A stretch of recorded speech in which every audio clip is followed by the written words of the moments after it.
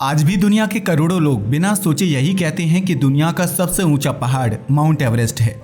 लेकिन अगर मैं आपसे कहूं कि यह जवाब पूरी तरह सही नहीं है तो शायद आपको यकीन ना हो, क्योंकि एक ऐसा पहाड़ भी है जो एवरेस्ट से लगभग 1.5 किलोमीटर ज्यादा ऊंचा है और एक दूसरा पहाड़ ऐसा है जिसकी चोटी पृथ्वी के केंद्र से एवरेस्ट की चोटी से भी ज्यादा दूर है। यानी अगर सवाल सिर्फ इतना हो कि दुनिया का सबसे ऊंचा पहाड़ कौन सा है, तो इसका जवाब इस बात पर बदल सकता है कि आप ऊंचाई कहां से माप रही हैं। यही वजह है कि यह सवाल सुनने में जितना आसान लगता है, असल में उतना है नहीं।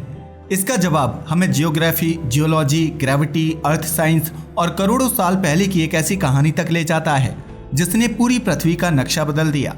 साल 1852 भारत में काम कर रहे ब्रिटिश सर्वे डिपार्टमेंट के मैथमेटिशियन राधानाथ सिकदर ने एक ऐसी कैलकुलेशन की जिसने पूरी दुनिया का ध्यान अपनी ओर खींच लिया।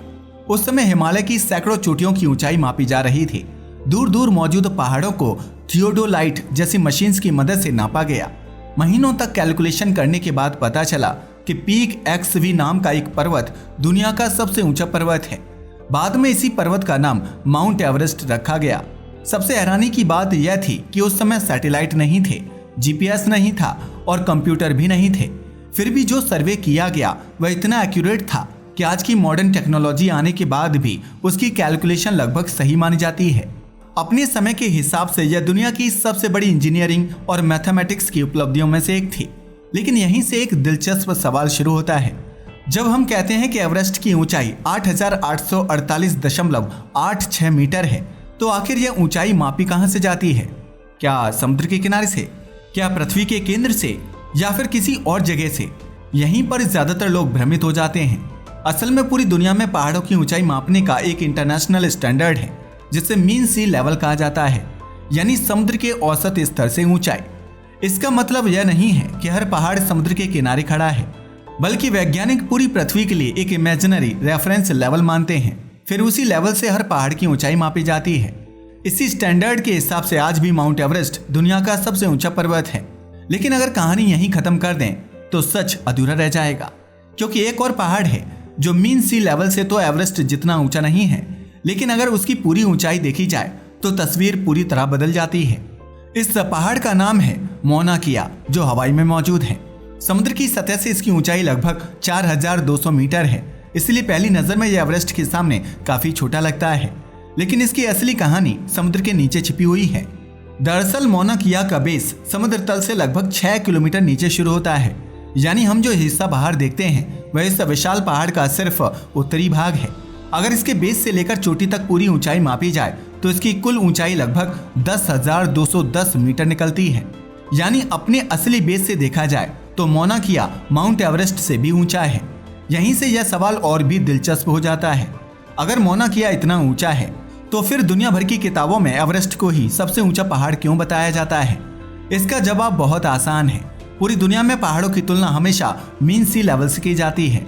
अगर हर पहाड़ का बेस अलग अलग जगह से मापा जाने लगे तो किसी भी दो पहाड़ों की सही तुलना करना लगभग नामुमकिन हो जाएगा। किसी का बेस समुद्र के नीचे है, कोई बहुत ऊंचे प्लेटो पर खड़ा है और कोई गहरी घाटी से शुरू होता है। इसलिए वैज्ञानिकों ने एक ऐसा कॉमन रेफरेंस पॉइंट चुना जिसे पूरी दुनिया फॉलो कर सके। यही वजह है कि ऑफिशियल रिकॉर्ड में आज भी माउंट एवरेस्ट को दुनिया का सबसे ऊंचा पर्वत माना जाता है। लेकिन कहानी अभी खत्म नहीं हुई, क्योंकि अब सामने आता है तीसरा पहाड़ जो इस पूरी बहस को एक बार फिर बदल देता है। साउथ अमेरिका में मौजूद एक विशाल वोल्केनो जिसका नाम है चिम्बोराजो। समुद्र तल से इसकी ऊंचाई सिर्फ 6,263 मीटर है, यानी यह माउंट एवरेस्ट से काफी छोटा है। लेकिन इसके बावजूद इसकी चोटी पृथ्वी के केंद्र से एवरेस्ट की चोटी से भी ज्यादा दूर है। सुनने में यह बात अजीब लगती है, लेकिन इसके पीछे का साइंस बहुत दिलचस्प है। हमें से ज्यादातर लोग अर्थ को एक बिल्कुल गोल गेंद की तरह सोचते हैं, लेकिन असल में अर्थ पूरी तरह गोल नहीं है। जब पृथ्वी अपनी धुरी पर घूमती है तो उसकी रोटेशन की वजह से इक्वेटर के पास का हिस्सा थोड़ा बाहर की तरफ उभर जाता है, जबकि नॉर्थ पोल और साउथ पोल की तरफ वह थोड़ी चपटी हो जाती है। इसी शेप को वैज्ञानिक ऑब्लेट स्फीरॉइड कहते हैं, यानी अर्थ बीच में थोड़ी मोटी और ऊपर नीचे से थोड़ी चपटी है। इसी वजह से इक्वेटर पर पृथ्वी का रेडियस पोल्स की तुलना में लगभग 21 किलोमीटर ज्यादा होता है। अब यहीं पर चिम्बोराजो बाजी मार जाता है, क्योंकि यह पहाड़ लगभग इक्वेटर पर स्थित है, जबकि माउंट एवरेस्ट उससे काफी उत्तर की ओर स्थित है। इसलिए भले ही एवरेस्ट समुद्र तल से सबसे ऊंचा हो, लेकिन अगर दूरी पृथ्वी के केंद्र से मापी जाए तो चिम्बोराजो की चोटी सबसे आगे निकल जाती है। यानी अगर कोई एस्ट्रोनॉट यानी अंतरिक्ष यात्री पूछे कि अर्थ के सेंटर से सबसे दूर कौन सी माउंट पीक है, तो जवाब माउंट एवरेस्ट नहीं बल्कि चिम्बोराजो होगा। यहीं पर साइंस हमें एक बहुत दिलचस्प बात सिखाती है। एक ही सवाल के 3 सही जवाब हो सकते हैं। अगर आप मीन सी लेवल से माप रहे हैं तो माउंट एवरेस्ट सबसे ऊंचा है। अगर आप बेस से पीक तक माप रहे हैं तो मौना किया सबसे ऊंचा है। और अगर आप अर्थ के सेंटर से दूरी माप रहे हैं तो चिम्बोराजो सबसे आगे है। जवाब नहीं बदलते, बस उन्हें देखने का तरीका बदल जाता है। लेकिन एक सवाल अभी भी बाकी है, एवरेस्ट आखिर इतना ऊंचा बना कैसे? इसका जवाब जानने के लिए हमें लगभग 5 करोड़ साल पीछे जाना होगा। उस समय इंडियन प्लेट धीरे धीरे उत्तर की तरफ बढ़ रही थी। इसकी स्पीड आज भी लगभग 5 सेंटीमीटर प्रति साल है, जो लगभग हमारे नाखून बढ़ने की रफ्तार के बराबर है। सुनने में यह बहुत धीमी लगती है, लेकिन करोड़ों साल तक लगातार चलने वाली यही धीमी चाल पूरी पृथ्वी का नक्शा बदल देती है। आखिर इंडियन प्लेट यूरेशियन प्लेट से टकरा गई। दोनों प्लेट्स इतनी विशाल थीं कि कोई भी दूसरी के नीचे पूरी तरह नहीं जा सकी। रिजल्ट यह हुआ कि उनके बीच की चट्टानें ऊपर की तरफ मुड़ने लगी। वही चट्टानें धीरे धीरे ऊपर उठती गईं और करोड़ों साल बाद हिमालय का जन्म हुआ। यानी जिस एवरेस्ट को हम आज देखते हैं वह एक दिन में नहीं बना, उसे बनने में करोड़ों साल लगे। सबसे दिलचस्प बात यह है कि यह प्रोसेस आज भी चल रही है। वैज्ञानिकों के अनुसार माउंट एवरेस्ट हर साल कुछ मिलीमीटर ऊपर उठता है, लेकिन दूसरी तरफ हवा, बारिश, बर्फ और ग्लेशियर लगातार उसे घिसते भी रहते हैं। यानी एक तरफ अर्थ उसे ऊपर उठा रही है और दूसरी तरफ नेचर उसे धीरे धीरे घिस रही है। लाखों साल से यही बैलेंस चलता आ रहा है। इसलिए एवरेस्ट कोई हमेशा एक जैसा रहने वाला पहाड़ नहीं है, वह आज भी लगातार बदल रहा है। इतना ही नहीं, एवरेस्ट की ऊंचाई भी हमेशा एक जैसी नहीं रहती। साल 2015 में नेपाल में एक बहुत शक्तिशाली भूकंप आया। इसके बाद वैज्ञानिकों ने दोबारा एवरेस्ट की ऊंचाई मापने का फैसला किया। कई वैज्ञानिक यह जानना चाहते थे कि भूकंप की वजह से एवरेस्ट की ऊंचाई में कोई बदलाव आया है या नहीं। इसके बाद नेपाल और चाइना ने मिलकर modern GPS, satellite data, gravity measurement और जियोडेटिक सर्वे की मदद से फिर से पूरी मेजरमेंट की। कई महीनों की मेहनत के बाद साल 2020 में नई ऑफिशियल हाइट घोषित की गई, 8,848.86 मीटर। यह सिर्फ एक संख्या नहीं थी, इसके पीछे हजारों मेजरमेंट्स और बेहद एक्यूरेट साइंटिफिक कैलकुलेशंस थीं।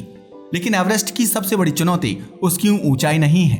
असल चुनौती वह जगह है जहां इंसान का शरीर धीरे धीरे जवाब देने लगता है। 8,000 मीटर से ऊपर के हिस्से को डेथ जोन कहा जाता है। यहाँ हवा में ऑक्सीजन इतनी कम होती है कि शरीर को पर्याप्त ऑक्सीजन नहीं मिल पाती और एनर्जी बनाना मुश्किल हो जाता है। एक एक कदम चलना भी बेहद मुश्किल हो जाता है। कई क्लाइंबर्स बताते हैं कि इस ऊंचाई पर ठीक से सोचना भी मुश्किल हो जाता है।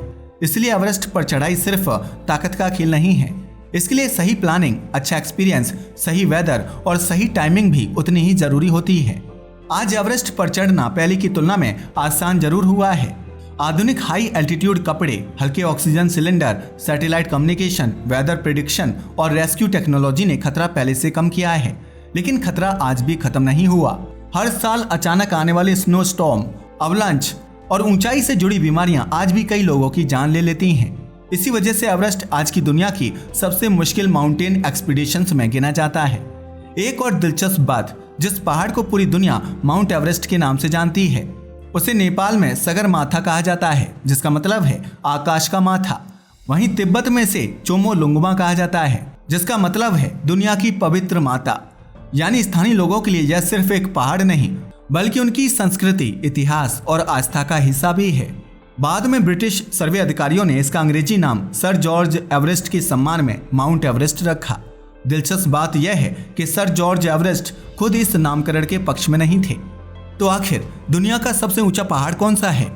अब तक की पूरी कहानी सुनने के बाद शायद इसका जवाब पहले से कहीं ज्यादा आसान हो गया होगा।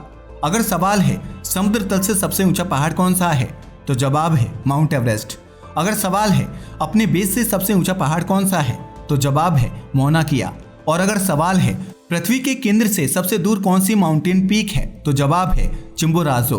तीनों जवाब वैज्ञानिक रूप से बिल्कुल सही हैं, क्योंकि तीनों अलग अलग साइंटिफिक स्टैंडर्ड्स पर आधारित हैं। यही इस पूरी कहानी का सबसे बड़ा सबक है। कई बार हमें लगता है कि किसी सवाल का सिर्फ एक ही सही जवाब हो सकता है, लेकिन साइंस हमें सिखाती है कि सही जवाब सिर्फ फैक्ट्स पर नहीं, बल्कि इस बात पर भी निर्भर करता है कि सवाल कैसे पूछा गया है। माउंट एवरेस्ट आज भी दुनिया की सबसे ऊंची चोटी है। लेकिन दुनिया का सबसे ऊंचा पहाड़ कहने से पहले यह समझना जरूरी है कि आप ऊंचाई किस स्केल से माप रहे हैं। और शायद यही वजह है कि सदियों पुराना यह सवाल आज भी लोगों को हैरान कर देता है, क्योंकि असली रहस्य एवरेस्ट की ऊंचाई में नहीं बल्कि उसे देखने के नजरिए में छिपा है। आज के लिए बस इतना ही। वीडियो पसंद आया हो तो इसे लाइक और शेयर करें। धन्यवाद।